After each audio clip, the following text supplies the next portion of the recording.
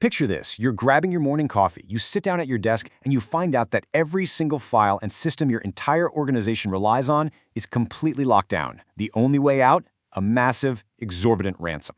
It's an absolute nightmare, but for businesses today, it's a high-stakes reality. So today, we're unpacking a definitive roadmap from the National Institute of Standards and Technology, or NIST for short, that's going to help you manage this exact terrifying risk. Okay, let's dive into this and map out our journey for today's explainer. We're going to cover the ransomware threat, the management dilemma, some basic preventative steps, the NIST cybersecurity framework, and finally, identifying your assets. All right, let's jump right into Section 1, the ransomware threat. Now, we all know the basic definition of ransomware, right? Your data gets encrypted, and the attackers demand a huge payout to either restore your access or keep your sensitive info private. But what truly separates this from other cyber attacks is the brutal, immediate nature of it. This isn't some stealthy background data siphon that goes unnoticed for months. No, it's a blunt instrument. It halts your operations instantly. When it hits, you are immediately on the clock, with very little time to mitigate the impact. And that rapidly ticking clock leads us right into Section 2, the management dilemma. So, the attack strikes. Your systems go totally dark, and executives are suddenly faced with this terrifying, high-pressure choice. Do you pay the ransom, basically just praying the attackers honor their word to restore access and not leak your data? Or do you refuse and attempt a grueling, manual restoration all by yourself? The NIST report points out that this agonizing decision has to be made while your operations are completely paralyzed. So how do we avoid getting backed into that terrible corner? Well, that brings us to Section 3, basic preventative steps. Now, what's really interesting about this slide is that even before we dive into the complex systemic frameworks, these 5 basic steps offer immense, immediate protection. We're talking about educating employees, patching vulnerabilities, quickly detecting attacks, isolating the spread, and recovering information. Honestly, just knocking out these basic, quick wins drastically reduces your overall risk profile. Let's break down those first two, because they're absolutely crucial. Educating employees essentially turns your workforce into a human firewall. It sounds really simple, but strictly enforcing rules, like never clicking unknown links without an antivirus scan and completely banning personal apps on work devices, closes massive security gaps. Combine that policy with a zero-trust architecture and rigorous patch management, and you've effectively shut the front door on the vast majority of would-be attackers. But, what if an attacker does manage to slip in? Well, you have to make lateral movement a total nightmare for them. The NIST guidance strongly advises relying on standard user accounts with multi-factor authentication rather than handing out administrative privileges to everyone like candy. By tightly restricting who actually has the keys to the kingdom, you actively trap the ransomware in a single compromised computer, and that saves the rest of your network.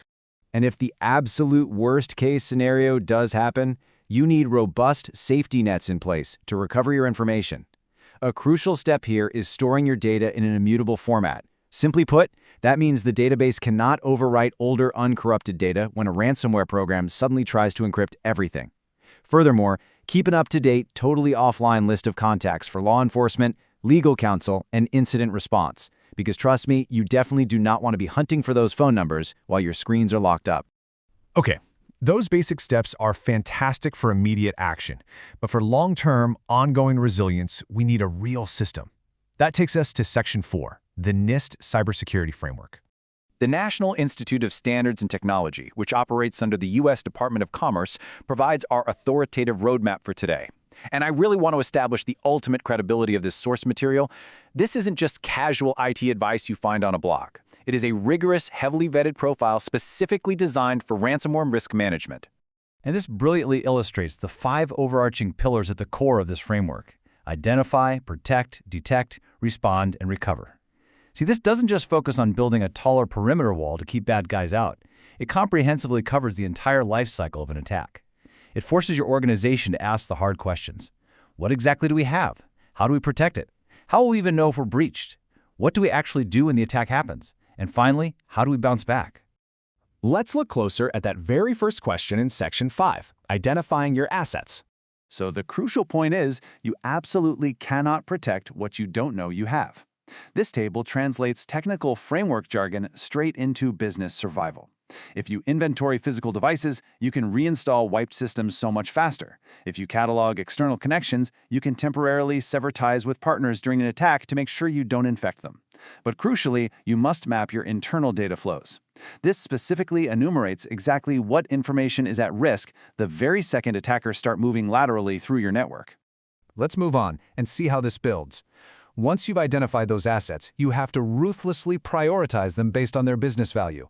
This is literally the backbone of your contingency planning, ensuring your emergency responders know exactly which core systems to save first. But it's also about your people, right?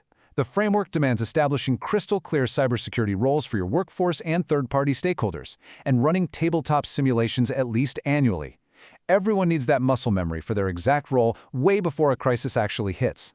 Finally, the framework requires looking outward at your wider business environment. It is absolutely essential to identify your organization's place within the critical infrastructure. Because let's be real, a ransomware attack on your internal systems rarely stops with just you. It can easily cascade, causing massive cross-sector downstream impacts.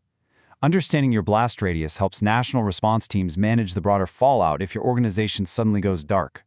Which brings us to the ultimate reality check for you and your team.